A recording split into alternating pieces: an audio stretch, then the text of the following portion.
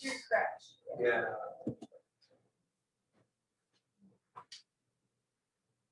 I thought we were talking about Melissa's connecting right now. Hey, Melissa. Hey, Melissa. Can you hear us? Can you hear us, Melissa?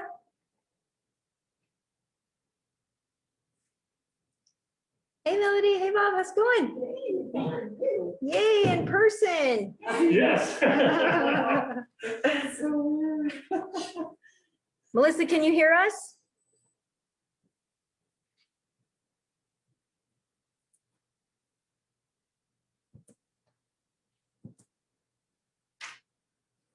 All the way up.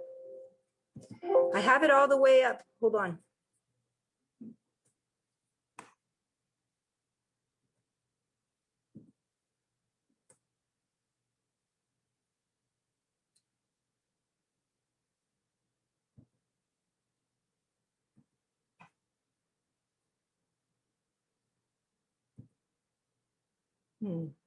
For some reason, it says that she's muted. And I can't unmute. She's trying to figure it out right now, though. I've watched a lot of these meetings and it makes sense now. I didn't realize everything was off. Yeah.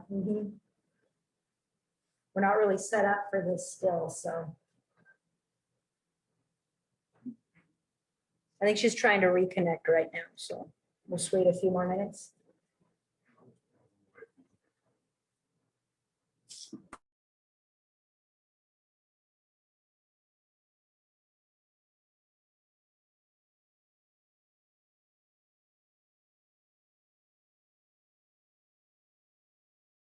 Recording in progress. Hello? Can you hear me? Yes, we can hear you. Can you hear us? Yep, I can hear you. Awesome. Good deal. All right, we're ready. I can't see your faces though. You're little blurs.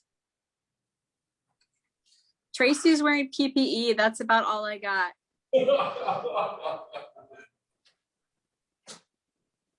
I can tell, I can see Fred. I can tell it's Kay. Terry's wearing yellow. Good enough. Tracy's wearing glasses. We're going to call this meeting to order for the Jefferson School District 14J on July 12th at 6:32. Let's stand and do the flag salute. Pledge allegiance to the flag The flag of the United States of America, of the republic for which it stands, one one nation, nation, under God, indivisible. indivisible, with liberty and justice for all.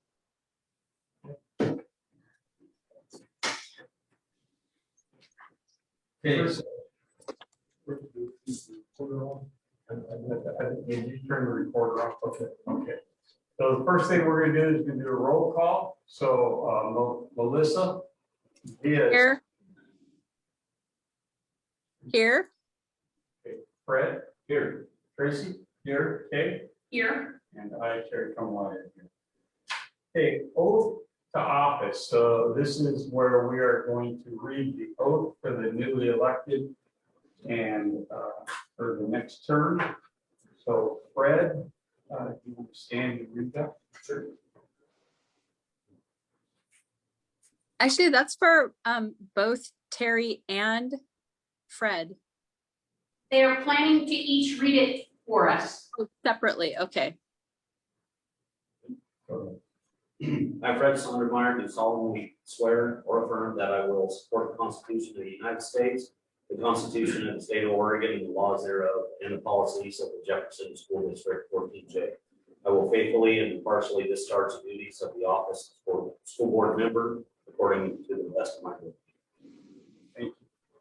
Tracy? I, Tracy Rowe, do solemnly swear or affirm that I will support the Constitution of the United States, the Constitution of the State of Oregon, and the laws thereof, and the policies of the Jefferson School District 14J. I will faithfully and impartially discharge the duties of the office of school board member according to the best of my ability.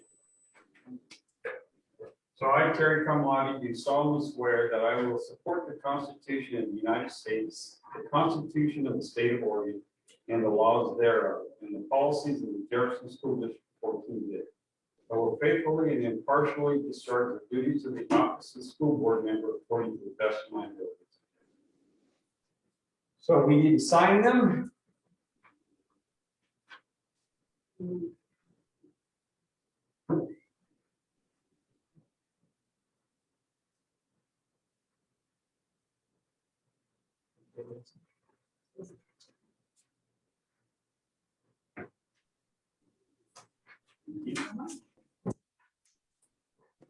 Okay, so the next is the office elections. So we're gonna nominate for a chair, a vice chair, and a recorder. And I think the recorder we just appoint. So first, we'll open up nominations for chair. I nominate Terry Carmody to serve as board chair for a second term. Second motion. Are there any other nominations? I'd like to nominate Melissa for board chair.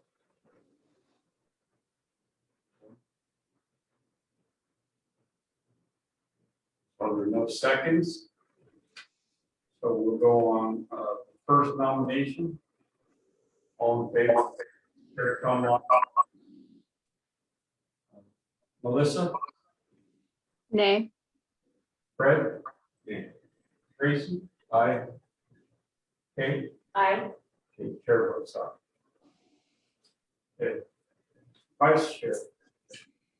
Are there any nominations for vice chair? I will nominate Kay Jones to serve as a second term vice chair. I'll second that. Are there any other nominations for vice chair? Seeing none, call for a vote. Melissa? Nay. Fred? Aye. Tracy? Aye. Okay, Aye. chair votes aye.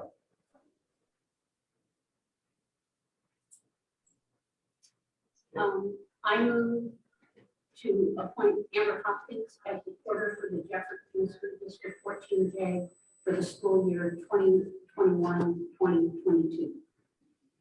Second it. So I guess are there any other nominations or appointments? Vote.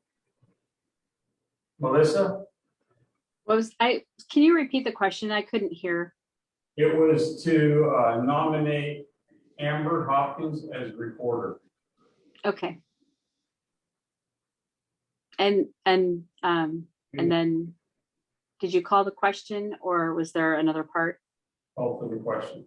It was, oh, aye. Fred? Tracy? Aye. Okay, Aye. chair votes aye.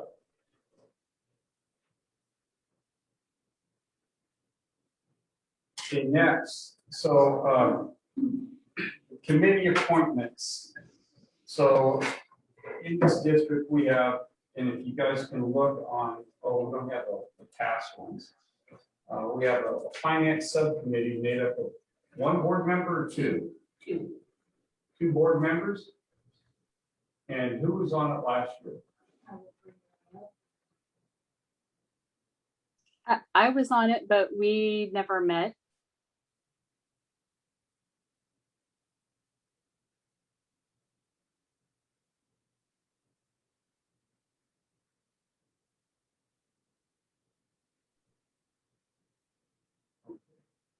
We never met.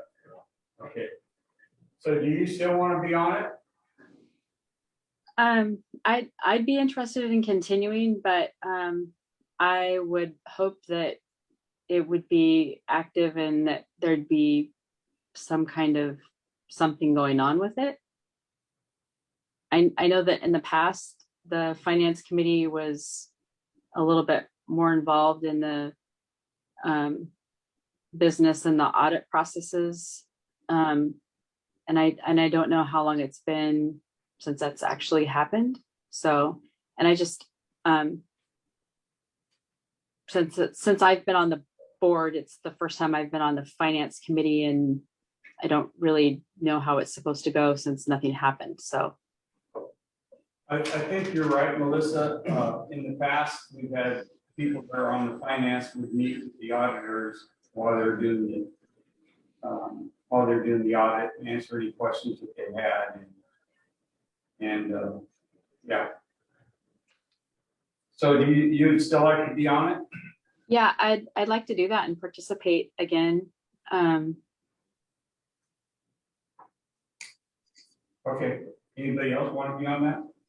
I would like to be on. So the finance committee is going to be Melissa and Fred. Okay, bargaining. I understand you'd like to do that. I'm interested in that as well. Okay, I don't mind doing that again. We won't meet for another 2 years, isn't it? 2 years. There's a group coming up. Yeah. Okay. So you good with that? Absolutely. Okay. So Fred and I will do the bargaining committee. And the WESD. I'd like to do the WSB budget. Okay. And policy. I'd like to continue doing policy. It's really fun. Somebody else should want policy as well. It's the best. Tracy, are you interested? Yeah, I'll do it. Wow. Okay. Tracy, you only want to do it now that Dewey and I did all the hard stuff. Yeah, all the hard stuff has been done already. Okay, so there are committees. I'm going to mention them again. So on the finance committees can be Melissa and Fred. The bargaining committees can be Fred and myself. The WESD budget is Kay, and the policy is Melissa and Tracy. Okay. So now we're going to review and adjust and approve the agenda consent items. Are there any changes or adjustments that need to be done? I have a question. I don't know, Fred being a new board member, our July business meeting with our consent items have a pretty generous amount of business items in there. And I was going to explain that to them. okay, I was hoping you'd go over that maybe before. It's not really, it could be a discussion item, but maybe as information before we get to that point. Yeah. Okay, I will. So let's get a, I don't hear of any change. So let's get a motion and a second, and then I'll kind of explain it to Fred. Move to accept the agenda and consent items as presented. Second. Okay, then moved and seconded to approve the agenda and consent items. Okay, so now we're going to discuss it a little bit. So Fred, if you look at these resolutions, 21, 22, 21.07.001, you'll see the first resolution that we have in the beginning of every school year starts with 1. That's why you say 001. And then you see the next one 002, 003, 004. And throughout the year, we'll just add on. The next one after that is 005. Okay, these resolutions that we have in here, if you look at the district organizational procedures, if you just look at that one, these are things that are just what we call housekeeping, stuff that needs to be done every year at the beginning of the school year. You know, we name like Brad as chief administrative officer and so on and so on. And then we designate the Democrat Herald as an official school publication. And so on and so on. Like Karen Vickers is our attorney for the record. We already have the monthly board meetings put out. on number 19. And authorize Brad to sell some equipment, it's just housekeeping stuff that we have to do. So that's the first one. The next one on there is the park use of the school district. Now, the Jefferson School District owns this property out here, plus a swimming pool. And we designate it to the Park and Rec to take care of it and do any upkeep on it. And that's kind of what this next resolution talks about. Talks about the park district use of the school district facility.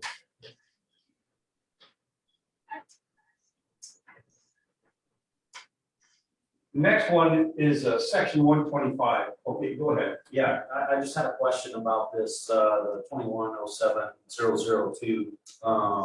So it looks like the district owns the property, but the park district maintains it, but the district still provides the park district $34,250 a year. I don't know what it is for this year. It came up. Yes. Go ahead, Patty. And we pay $34,250 to Parks and Recs because they manage our middle school sports. That's what we're paying for. Okay. The middle school Oh, athletics. I see that. Yep, okay. Okay, so it's not related to. And that is the price. Okay, right. Yeah. Okay, it's separate. Okay, the next one is the employee participation in section 125. That's a law that we have to do. I don't remember, is it a federal law or state law? It's a section 125 program that allows us to withhold deductions for health insurance, license spending account, health savings account. Section 125 where it's pre-tax. So this authorizes our district to do that and to participate so our staff don't have to have our deductions after tax. Or we're paying for medical. And the last one is the alternative education program. And maybe Brad, you can explain that one a little bit better than I can. Well, we just, we have various alternative education programs, connect with Chimecada. This just kind of lays that out so that, see that we have alternative programs and how our students are served in other ways. Just here. And then, of course, the rest on here is like personnel recommendations. So those are. I would like to say that with this, we'll accept Pat Clark's resignation with sadness, but we will also be happy to welcome Zachary Short as the new physical education teacher at the middle school. So those are just. I also wanted to point out for Fred in regard to the district organizational procedures that many of the items that are enumerated in there are board responsibilities that we delegate to the superintendent. And those are highlighted in policy, but as the board isn't able to carry out or conduct business really as a board, in day-to-day operations, that's why those are enumerated there.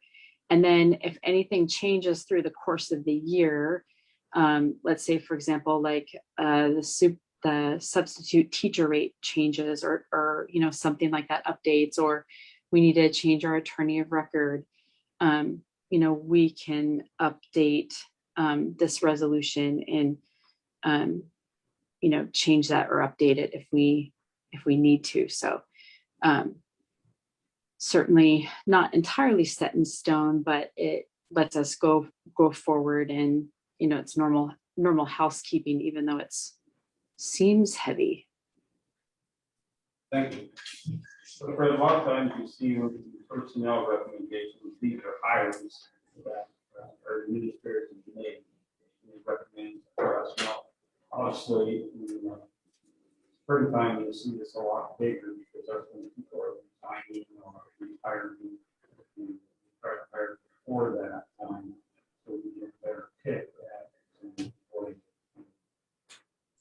And then the last one is just an update from the usually we'll have our updates in there from our principals. One we have in here today is from first student. Melody also is here. She's Yeah, on it. She's, yeah. the one who provides it. Melanie there is the one that's in charge of first students. So that's, it's just, you know, it used to be, years ago, we go in every one of these, we have to do, they're all things that really don't change much. And so we put it in as the consent items. Would it be okay for me to ask Sure can. a question? I was just wondering, Okay, because Fred, this is the time that if you have a question, you know, you want to ask the principal or that. A lot of times what we do is we'll direct the question to our superintendent, and the superintendent will ask our principals. But I think with Melanie, you know, I'm sure, you know, Absolutely. well, I just know the drivers have to have CDLs and, just wondering how the heck we're keeping those buses, filled with drivers. So have you had a hard time? Fortunately, we've done very well here. We haven't been strapped for drivers. We have been training right now. And I expect to be finished by September. And we have all of the routes covered right now. She'll come in as a spare driver. So In good shape? I feel blessed. Yep. okay, so with that, there's a motion on the floor to, and a second to approve the agenda and consent item. Call for a vote. Melissa? Aye. Fred? Aye. Tracy? Aye. Nick? I, Chair votes aye. Okay, reports, fiscal statement and bills. Hattie? Okay, you guys did get the financials this month, and that is because we're winding down 21 or 2021. And we are still paying out some June bills because of the invoices coming through the books figure. So we'll be closing the books next week, and then next month we'll get 2 reports. You'll get one for June 30 of 2021, and then you'll also get the new year 21-22. Any questions? A lot of times, Fred, and I'm just taking some of this time to explain to you, but a lot of times we have, you know, when we get this agenda and this, if we have a question about a bill or something like that, we'll call or about the, there's not a lot in here, but a lot of times it'll be a monthly statement of how we do throughout the year. And we'll have questions about that, and we'll just give Patty a call, and she'll answer it for us. And you know, a lot of times reports are a little bit more in depth because of the fun stuff with July, there's not a lot on it. So Also, refer to page 12. Report back. I'd like to ask you question number 4 off our sheet here. okay, hang on just a minute. This statement. So another thing, Fred, is when we get audited, several years ago, our auditors would like us to ask questions to our fiscal officer, who is Hattie, and therefore being that what Chris is talking about, we have these questions on here, and then periodically, you know, or generally every board meeting, somebody will pick one of these questions just to ask it. So it's documented and recorded that we are checking on how our business manager is doing. So it's kind of just a review. Okay. Go ahead, yeah, sorry. Oh, that's fine. Have the payroll reports been filed and have all payroll liabilities been paid timely? I just filed the transit tax, and the 132 report today, and last Friday I did the 940. And tell me what those specific reports mean. What those reports are is every quarter we pay Social Security, Medicare, federal, and state taxes. The 941 is doing a report that I submit to the IRS that says that this is how much in payroll we have, and this is how much has been paid. and then we record those tax payments, because you have a certain amount of time to do those tax payments, then you get penalized. And so on the Schedule B of the 941, I record what day the tax liability was, and it really needs to add up to what the deposits have been. So that's the 941. The OQ is similar, but we've got unemployment as well as the state tax deduction and what taxable income has been paid. And then the transit tax is 1% of everyone's salary that is paid to the state of Oregon. And so these have to do on a quarterly basis because it wants to make sure that we're paying our taxes on time. There's a 5% penalty for the first 3 days that you miss a tax payment. And then it's 2% every day after that, and then compounds. So these are really important reports that need to be filed in a timely manner. And it's after the quarter, like this quarter into June 30, we have the whole month of July to get those sent off. Thank you. You're welcome. Any other questions for Tracy? Having since I will enter into the school year, question 10. Have there been any changes to the accounting system or accounting policies that are significant towards this next school year?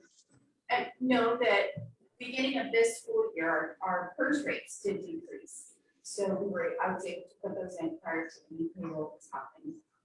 There's no significant accounting system changes, no policies changes that have come in, just the normal benefits and deduction changes that we have to implement every either biennium or on every July basis prior to the first grade.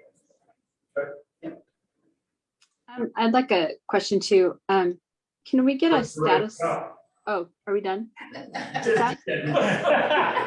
It's really hard to hear. So can we get a status update on the status of our title grants, please?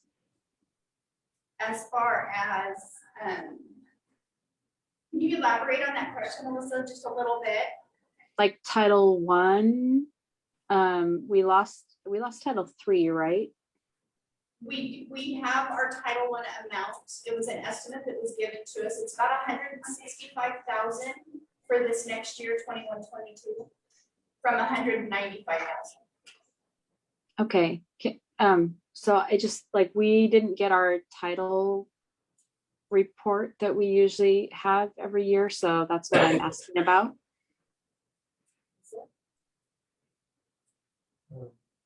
We're still in the process of writing the budget narratives, so those will be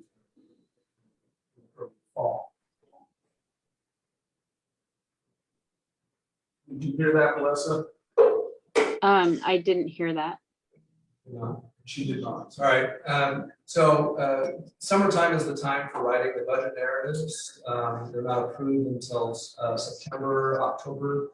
And so we're in the process of rewriting the grants for policy. Okay. Okay. Fred, can you tell us which of the title programs we are applying for funds? So Title 1A, that's the disadvantaged youth. We have Title 2. Title 2 helps us with professional development funds. Title 4, which can help us in enrichment type of funding. And we have a couple other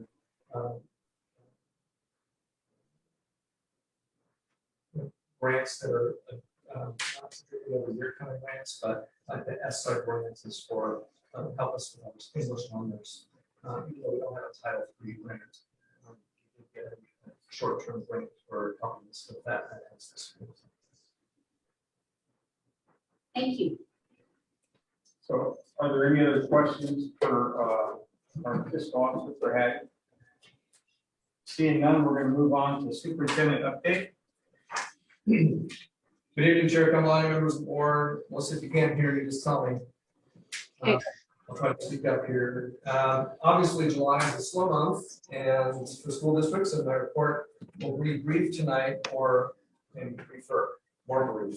I wouldn't say it's necessarily brief. I was able to enjoy some time off. Jen and I truly unplugged and relaxed, which was great. And now I'm back and preparing for the beginning of school, which includes strategic planning, health and safety planning, budgeting, and preparing for the first week back, etc. I do want to report 2 key bills that just passed the legislature this session. SB 732, Educational Equity Advisory Committee, passed. This will require that each school district establish an Educational Equity Advisory Committee to advise the school board and superintendent on educational equity impacts of policy decisions and budgets. So different from our district equity committee. Yeah. So this is community based. Yes. And but only pertains to policy decisions and budgets and the impact it might have on different populations in the community. Too early to know the details on it. We just found out about it, but when I get a better understanding, I'll communicate that with you and set up a committee. The second is SB 744, school graduation requirements. This requires the Department of Education to review the high school graduation requirements in collaboration with diverse stakeholders from around the state and make recommendations and improvements. This pauses the essential skills requirement for the 2021 school year all the way through the 2024 school year. So I just wanted to let you know that essential skills, which we typically have, are on hold now for the next couple of years while they do this work. Regarding the fall, it's still premature to give you a plan for what school will look like. We have some initial guidance from ODE, but more is coming later this month. Our plan at this time is for all students to be back full days, 4.5 days a week. All of the details around health and safety will be coming out in August. For example, whether masks will be worn, cohorts, social distancing, online schooling, evaluating health at school, volunteers, whether we can have assemblies, all of those questions are still in process and need to be determined. And part of that is we wait for guidance from the Oregon Department of Education to help inform that. And so that's still to come. And by our August meeting, should have a much more complete plan to share with you. I'm engaged with the Willamette Education Service District in helping me with a marketing campaign to get the students we lost to online charters and other ways back to the district. In early August, we'll make a concerted effort using various social media sites, Twitter, our website, Facebook, Blackboard, and personal outreach, talking about the advantages of having our children learning Jefferson. You have that postcard you can share. That's just an example up on the screen of one of the postcards that we'll be sending out. And we'll have a web page. We'll have an administrator responsible for responding and answering, and also reaching out and making personal connections with families. All districts lost families in the last year due to COVID, and some of those are coming back, and some of them are not. And so we wanted to be able to be upfront and have conversations and explain why we're a place to be, because we think we are. On a related note, we hope to engage our community a lot in the coming year and give them an opportunity to tell us their story and their hopes for their children as we return back to school. Schools are planning and putting together ideas for how to do some of that outreach, and the district is as well.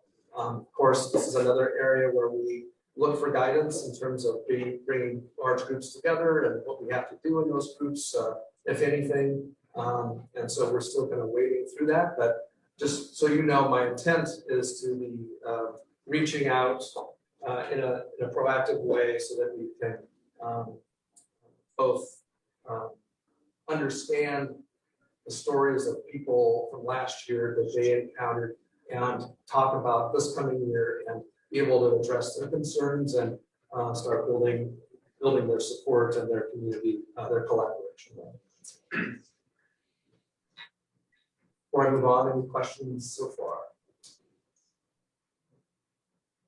Summer school is going really well. Each school is focusing on project-based learning and making learning fun. They also are working to shore up some gaps in learning from last year. It ends on July 23rd, and the plan is to share some data with the board and on the progress made in the summer in the next couple months. So after summer school ends, we'll be collecting the data, sifting through it, looking for some stories we can tell and bring to the board so you can see how our students fared.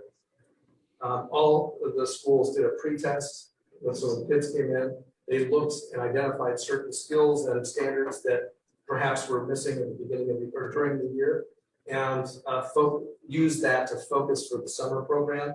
And so we could use our time effectively and try to help kids in certain areas. And then at the end, we're going to do a post-test so that we can say, hey, what did they learn? And then be able to report that to the board. In preparation for the night, I asked two of our leaders to provide me with some information about how school is going. At the high school, their focus for summer school is two-part. I told you this before, but repeat it, it's credit recovery and enrichment that they're doing. So enrichment for freshmen, incoming freshmen. Our credit recovery students receive attainable goals for the first day of summer school based on core class credits that were missed during the past school year. As of today, which is our halfway point, summer school, at least 29 semester credits have been recovered. Credit recovery students are hard at work and having goals for the next 2 weeks as well. We're doing very well. Our incoming freshmen have had the opportunity to gain skills to bridge the gap between middle and high school, which is beneficial both for their social, emotional well-being as well as their academic confidence. In their math and science course, students are learning how to build and manipulate 3D objects using Tinker for CAD, and they will be printing their creations on a 3D printer. They will also be building their own rockets and shooting them off. In their history course, students have an opportunity to explore various influential historical events while developing skills that will help them with informational texts and nonfiction reading analysis. In language arts, students have created and bound their own notebooks, complete with student designed covers, which will serve as artifacts of their ongoing practice in conventions, reading and writing. Overall, the incoming freshmen have told their new high school teachers that they, quote, love high school, unquote, and, quote, can't wait for the school year to start, which is exactly where we wanted to be. The Jefferson Middle School also participated in this today, and they kicked their summer school off and got to know students by having a fun-filled first day, participating activities that include water and decorating Mr. Larson with some shaving cream and cheese puffs. There he is. He didn't know he was going to be put up on a board meeting presentation. That's what happens. Since then, they have been concentrating on developing math and writing skills while using engaging in real-world learning activities. For math, students have used M&Ms, Skittles, and other manipulatives in order to learn and how to add and subtract fractions. Students have also had daily cooking lessons that continue to develop their mathematical skills and real-world applications. For writing, students have been creating complex and compound sentences in conjunction with art and music activities. Several larger projects are still in the works. Additionally, their team has implemented Ruler, social emotional learning throughout the daily program, and students are learning about and practicing these skills, which will help them be more prepared for the coming school year. Fred Ruler is our program we use for social emotional learning, and teachers have been spending the last couple of years just really learning and practicing it themselves so that they can relay it to our students. And so part of the process of in the fall is to get students engaged in like a contract, behavior contract, and being able to identify their feelings and that kind of thing. The whole idea is to try to prevent outbursts before they happen. So we're being very proactive in many ways in trying to support students' social emotional well-being. And this is one of those. So when she mentions Ruler, they're also doing it at summer school and some success there to help our kids prepare for the fall. I do, credit recovery. at the high school. That's across all 4 grades, correct? For those that possibly didn't graduate, and can accelerate that opportunity to finish their graduation. Yeah, but I don't think we have, I don't know if we had any seniors able to do that. Okay. So, but it's incoming freshmen are mostly doing enrichment. Yeah. And then the others are doing. Okay. Thank you.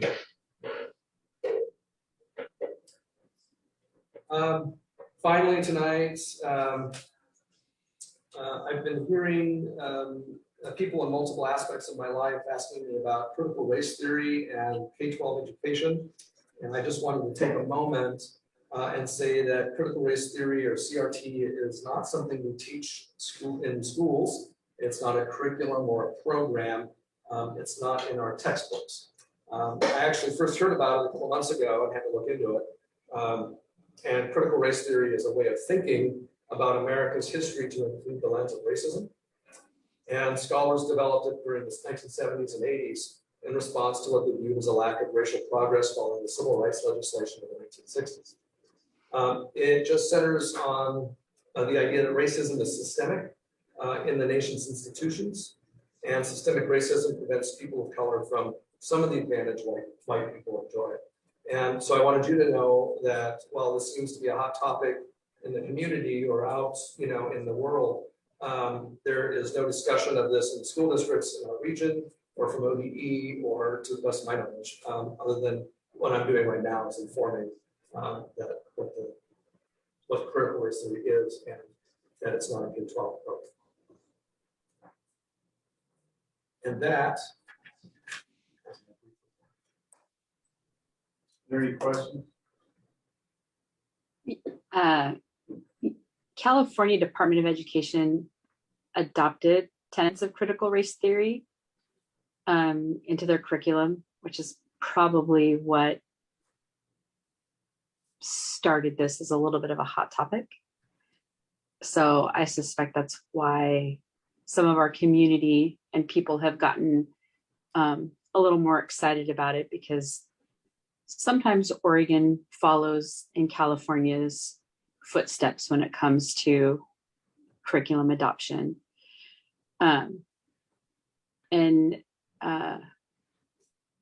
Probably about 25 years ago, I took critical race theory at OSU in political science. It's pretty heavy. I was headed for law school. So I would comment that it's probably not quite content that's for high school students, with the legal context, the constitutional law, and all of the different things that we were looking at in an upper division political science class. I was one of 7 or 8 students with master's and PhD students that were, exploring it. And it was pretty heavy stuff. So anyway, I do understand that we have some pretty critical things that our students could be looking at, but I don't know that it's entirely put to rest yet, but it's a pretty long way for that kind of stuff to get into our curriculum. But I think it's stuff that as a board, we should be sensitive to, and our community members are going to be asking about it. So just maybe be prepared and do some research if you want to know more. I still have all of my books on critical race theory. If anybody wants to read them, they're interesting. They may be a little bit painful when it gets into some of the legal theory, but anyway, they're definitely eye-opening. So Thank you. So are there any other questions for Brad? Brad, I have one question. How many total kids are in summer school? Do you know? Yeah, well, I can read about 60, 40, and 30. So. 100. And 121 buses. Yes. Okay, thank you. So the next point we're gonna go to is the OSCA Jefferson Chapter Collective Bargaining Agreement. So Brad and Patty, and Kay and I, along with Lisa Freely, met with the classified GIT, I don't know how many times, 7 or 8, several times. And a lot of what we did was just little language changes in this contract here. And then we talked about the